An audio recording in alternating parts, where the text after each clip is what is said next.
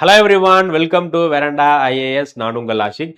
இந்த வீடியோவில் ஒரு முக்கியமான ரிப்போர்ட் பற்றி தான் பார்க்க போகிறோம். ஸோ ரீசெண்டாக நம்ம சென்ட்ரல் கவர்மெண்ட் ரிலீஸ் பண்ண ஒரு ரிப்போர்ட்டில் ஒரு அதிர்ச்சிகரமான தகவல் வந்திருக்கு. என்ன அப்படின்னா, நம்ம இந்தியாவுடைய பாப்புலேஷன் டிக்ளைன் ஆக ஆரம்பிக்குது. பாப்புலேஷனுடைய க்ரோத் வந்து டிக்ளைன் ஆக ஆரம்பிக்குது. இன்னும் கொஞ்சம் வருஷங்களில் இப்போ கரண்ட்ல எப்படி ஜப்பானில் இந்த மாதிரி நிறையா யூரோப்பியன் கண்ட்ரீஸ்லையும் சரி வெஸ்டர்ன் கண்ட்ரீஸ்லையும் பாப்புலேஷன் டிக்ளைன் ஆக ஆரம்பிச்சு ஓல்டேஜோட பாப்புலேஷன் அதிகமாக ஆரம்பிக்குதோ அதே மாதிரி இந்தியாலையும் ஆறதுக்கு வாய்ப்புகள் இருக்கு அப்படிங்கிற மாதிரி இந்த ரிப்போர்ட்ல சொல்லியிருக்காங்க. அதை பத்தி அந்த வீடியோல பார்க்க போறோம். ஸோ இப்போ ரீசெண்டா ரிலீஸ் பண்ணப்பட்ட நேஷனல் ஃபேமிலி ஹெல்த் சர்வே 6 அப்படிங்கிற இந்த ஒரு ரிப்போர்ட்ல என்ன சொல்லியிருக்காங்க அப்படின்னா, இந்தியாவுடைய டோட்டல் ஃபெர்டிலிட்டி ரேட் டிஎஃப்ஆர் ஷார்ட்டா சொல்லுவாங்க.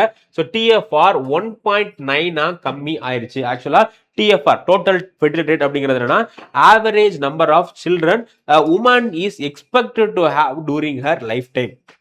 ஸோ உமனுடைய ரீப்ரொடக்டிவ் ஏஜ் அவங்களுடைய லைஃப் டைம்ல ஒரு உமன் ஆவரேஜா எவ்வளோ குழந்தைகள் வந்து பெற்றுக்கிறாங்க அப்படிங்கிறதோடைய ஒரு ப்ரிடிக்ஷனுக்கு பேர் என்ன சொல்லுவாங்க அப்படின்னா, இந்த டிஎஃப்ஆர் அப்படிங்கிற மாதிரி சொல்லுவாங்க. இப்போ டிஎஃப்ஆர் அப்படிங்கிறது 2 இருக்குன்னா, அப்போ ஆவரேஜா அந்த கண்ட்ரிலையோ அந்த ஸ்டேட்லயோ இருக்கக்கூடிய பெண்கள் ஆவரேஜா 2 குழந்தைகள் பிறக்குது, இல்ல 3 இருக்குது அப்படின்னா 3 குழந்தைகள், 4 குழந்தை, இல்ல 1னா ஒரே ஒரு குழந்தை மட்டும் தான் பெற்றுக்கிறாங்க அப்படிங்கிற மாதிரி இந்த டிஎஃப்ஆர் வச்சுதான் எவ்வளவு குழந்தைகள் பிறக்க போகுது அப்படிங்கிறத ப்ரிடிக்ட் பண்ணுவாங்க. ஸோ இப்போ இந்தியாவுடைய டிஎஃப்ஆர் அப்படிங்கிறது 1.9%. 1.9னா 1.9 children per woman ஆகுது.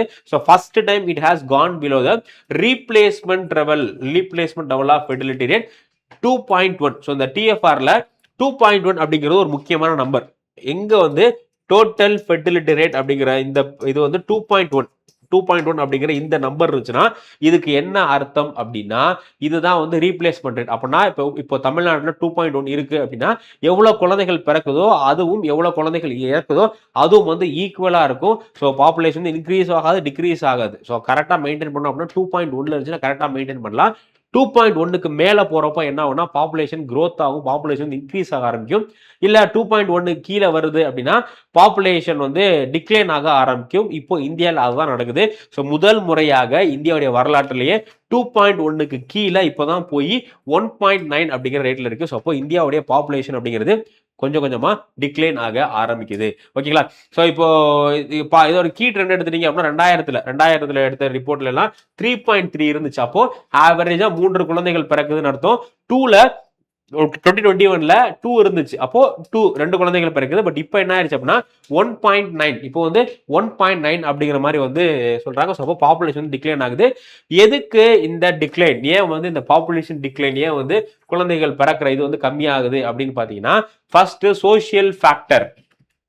முதல்ல social factor. So high female literacy and education. So முதல்லலாம் வந்து பார்த்தீங்கன்னா பெண்களுக்கு அந்த அளவுக்கு கல்வியை நம்ம வந்து கொடுக்கறது இல்லை. பெண்களை ஸ்கூலுக்கு அனுப்ப மாட்டோம், ஒன்லி வீட்டு வேலையை பார்த்துக்கோ, குழந்தைய பார்த்துக்கோ அப்படிங்கிற மாதிரி தான் அவங்கள சொல்றதுனால ஒன்லி அவங்களுடைய மெயின் டாஸ்கே இப்படி தான் இருந்துச்சு அப்படின்னா, ஃபேமிலி ஹவுஸ் ஹோல்டை மட்டும் பார்த்துக்கிறது, குழந்தைகளை பார்த்துக்கிறது அப்படிங்கிற மாதிரி தான் இருந்துச்சு. ஸோ அந்த சமயத்தில் அவங்களுக்கு நிறைய குழந்தைகள் இருந்துச்சு. பட் இப்போ பெண்கள் வந்து நிறைய படிக்க வந்து ஆரம்பிச்சிட்டாங்க, வேலைகளுக்கு போக ஆரம்பிச்சிட்டாங்க இல்லையா? So greater participation of woman in work force. பெண்கள் வந்து வேலைக்கு போக ஆரம்பிச்சோன்னா ஆட்டோமேட்டிக்கா அதிகமாக குழந்தை பிறக்கிற அப்படிங்கிற அந்த இது வந்து கம்மியாயிருச்சு. அதே மாதிரி பெண்களுக்கு இப்போ இந்த பாப்புலேஷன் இன்க்ரீஸ் ஆகிறத பத்தி நிறைய விஷயங்கள், அவங்களுடைய அந்த செக்ஷுவல் ரைட், ரீப்ரொடக்டிவ் ரைட் பத்தி நிறைய அவேர்னஸ் வந்து வர ஆரம்பிச்சிச்சு. அதனால முன்ன மாதிரிலாம் ஃபேமிலி ஃபோர்ஸ் பண்றது அந்த மாதிரி நிறைய விஷயங்கள் கம்மியானதுனால இப்போ என்ன ஆகுது, பாப்புலேஷன் அந்த பெர்த் அப்படிங்கிறது ரொம்ப ரொம்ப கம்மியா. இது வந்து சோசியல் ஃபேக்டர். அடுத்து health factor, better access to health care. So முன்னாடிலாம் பார்த்தீங்கன்னா நம்ம தாத்தா பாட்டி காலத்தில் அவங்களுக்கு 10 குழந்தை 15 குழந்தை இருந்திருக்கும். ஆக்சுவலாக அவங்களுக்கு வந்து 20 குழந்தை 25 குழந்தை பிறந்திருக்கும். அதில் ஃபைனலாக உயிரோட இருந்தது 10, பாதிக்கு இப்போ தான் அந்த சர்வைவல் ரேட் இருக்கும். 10 குழந்தை 20 குழந்தை பிறக்குதுன்னா அதில் ஒரு 5 குழந்தைலேருந்து 10 குழந்தை வரை இறந்து போயிடும்.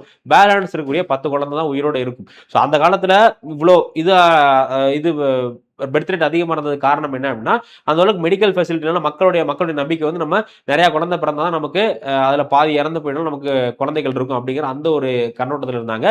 பட் இப்போ அப்படி இல்லை. இப்போ ஹெல்த் கேர்ல நிறைய அட்வான்ஸ்மெண்ட் வந்துடுச்சு. ஆல்மோஸ்ட் குழந்தை இறக்குறது அப்படிங்கிறது ரொம்ப ரொம்ப மினிமல் ஆயிடுச்சு இல்லையா? ஸோ அப்போ நமக்கு நிறைய ஹெல்த் கேர் ஃபெசிலிட்டி இருக்கு. அது மட்டும் இல்லாம கான்ட்ராசெப்டிவ்ஸ், ஸோ கான்ட்ராசெப்டிவ் ஃபேமிலி பிளானிங்ல இருந்து நிறைய கான்ட்ராசெப்டிவ்ஸ் யூஸ் பண்ணக்கூடிய மெடிசின்ஸ் வந்து எல்லாமே நமக்கு ஈஸியா கிடைக்க ஆரம்பிச்சிருச்சு. இது எல்லாமே அந்த காலத்துல கிடைச்சிருக்காது. ஸோ அதுவும் வந்து ஒரு முக்கியமான ரீசன். அடுத்து எக்கனாமிக் ஃபேக்டரை பொறுத்தவரை rising cost of raising children. So முன்னாடிலாம் குழந்தைகளுக்கான ஸ்கூல் ஃபீஸ் அப்படிங்கிறது ரொம்ப ரொம்ப கம்மியா இருந்துச்சு. பட் இப்போ ஸ்கூல் ஃபீஸ் அப்படிங்கிறது மினிமம் எல்கேஜி நீங்க போய் சேர்க்குறீங்க அப்படின்னா மினிமம் 50,000 வந்து வேணும். முன்னாடிலாம் காலேஜே நீங்க 50,000ல என்டையர் காலேஜே முடிச்சிடலாம். 50,000 to 1 lakhல என்டையர் காலேஜே முடிச்சிடலாம். பட் இப்போ எல்கேஜிக்கு மினிமம் வந்து உங்களுக்கு 50,000 வேணும். அது இல்லாம அந்த ஃபீஸ் இந்த ஃபீஸ் ஒரு 60-70,000 வந்து கொண்டு வந்துடுறாங்க. அப்போ அந்த காஸ்ட் வந்து இன்க்ரீஸ் ஆகுது. அப்போ என்ன பண்றாங்க, ஆட்டோமேட்டிக்கா பேரண்ட்ஸ் வந்து அந்த சைல்டு வந்து கம்மி பண்ணிக்கிறாங்க. அடுத்து அர்பனைசேஷன், சேஞ்சிங் லைஃப் ஸ்டைல். முன்னாடி கிராமங்கள்ல இருந்தோம், நம்ம வந்து நியூக்ளியர் ஃபேமிலி, ஜாயிண்ட் ஃபேமிலி இருக்கும், எத்தனை குழந்தை இருந்தாலும் அதை பார்த்துக்கிறதுக்கான அந்த ஒரு ஃபேமிலி ஸ்ட்ரக்சர் இருந்துச்சு. பட் இப்போ என்ன, இப்போ நம்ம அர்பன் நோக்கி மூவ் ஆகிறதுனால டூ ஃபாதர் மதர் இவங்க 2 பேர் மட்டும்தான் குழந்தைகளை பார்த்துக்க வேண்டியது இருக்கு. சப்போஸ் இவங்க வேலைக்கு போயிட்டாங்கன்னா அதுவும் ரொம்ப கஷ்டமா இருக்கு இல்லையா? ஸோ அதனால இந்த ஒரு economic factor, economic cost increase ஆகுது. நம்ம அர்பன் ஏரியாவுக்கு வந்துட்டோம். தென் ஃபேமிலி ஸ்ட்ரக்சருமே ரொம்ப ரொம்ப மாறுது. இது அதுக்கடுத்து government effort. So government effort தான் இந்த பாப்புலேஷன் டிக்ளைனுக்கு ரொம்ப ரொம்ப முக்கியமான காரணம்.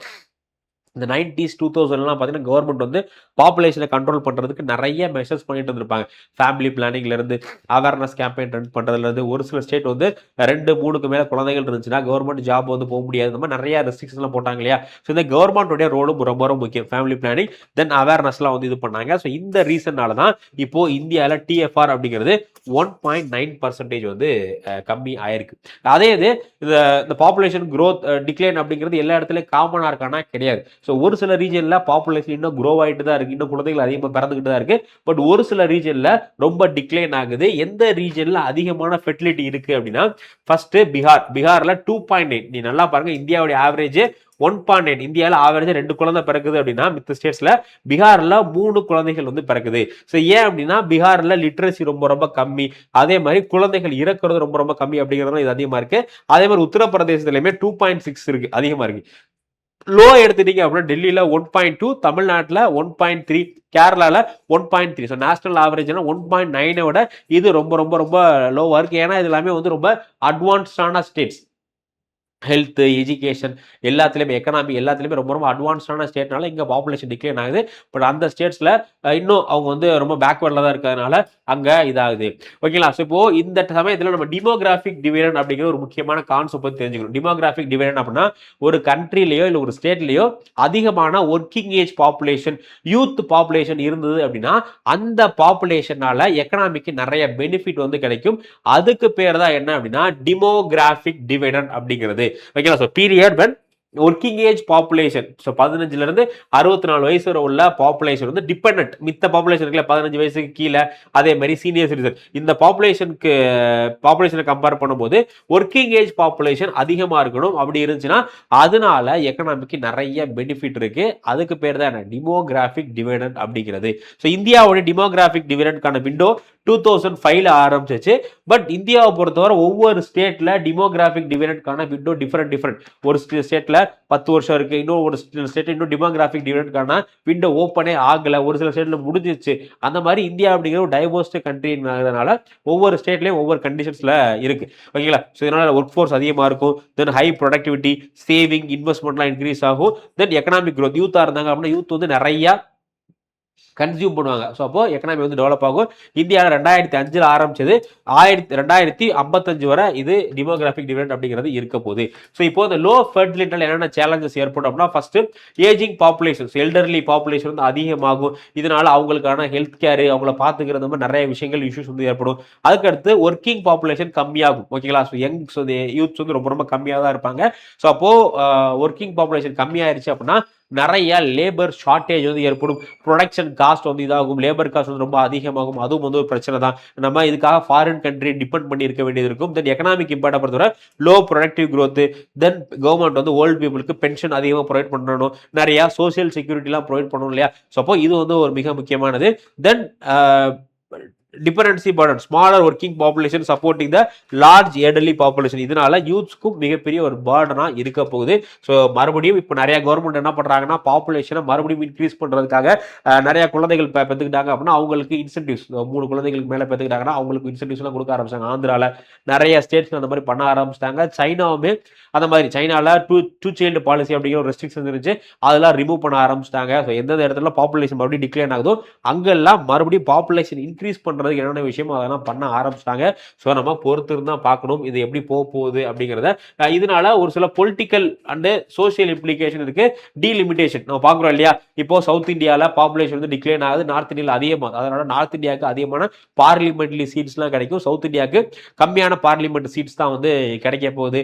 அதுக்கப்புறம் ரிசோர்ஸ் அலோகேஷன் சென்டர் வந்து பாப்புலேஷனை பேஸ் பண்ணி தான் அந்த டாக்ஸ் ஷேரிங்லாம் பண்ணுவாங்க. ஸோ அதுலேயும் வந்து இஷ்யூ வரும். இந்த மாதிரி நிறைய இஷ்யூ வந்து நமக்கு வரப்போகுது. இது எப்படி கவர்மெண்ட் ஃபேஸ் பண்ண போறாங்க, அதை இதை சால்வ் பண்றதுக்கு என்னென்ன விஷயங்கள்லாம் பண்ண போறாங்க அப்படிங்கிறது தான் மெயினான சேலஞ்சஸே இருக்கு. ஸோ நம்ம பொறுத்து இருந்து பார்க்கலாம். இதை பத்தி உங்களுடைய ஒப்பீனியன் என்ன அப்படிங்கிறத மறக்காம கமெண்ட் செக்ஷன்ல போடுங்க. நம்ம அடுத்த வீடியோல சந்திக்கலாம். நம்ம சேனலை சப்ஸ்கிரைப் பண்ணலாம், சப்ஸ்கிரைப் பண்ணிருங்க. சப்ஸ்கிரைப் பண்ணா மட்டும்தான் உங்களுக்கு நம்ம போடக்கூடிய யூஸ்ஃபுல்லான இன்ஃபர்மேட்டிவான கண்டென்ட் எல்லாமே நோட்டிஃபிகேஷன்ல காட்டும். ஸோ மறக்காம சப்ஸ்கிரைப் பண்ணிருங்க. நம்ம நெக்ஸ்ட் வீடியோல மீட் பண்ணலாம். Thank you. Veranda IAS, where your dream becomes reality.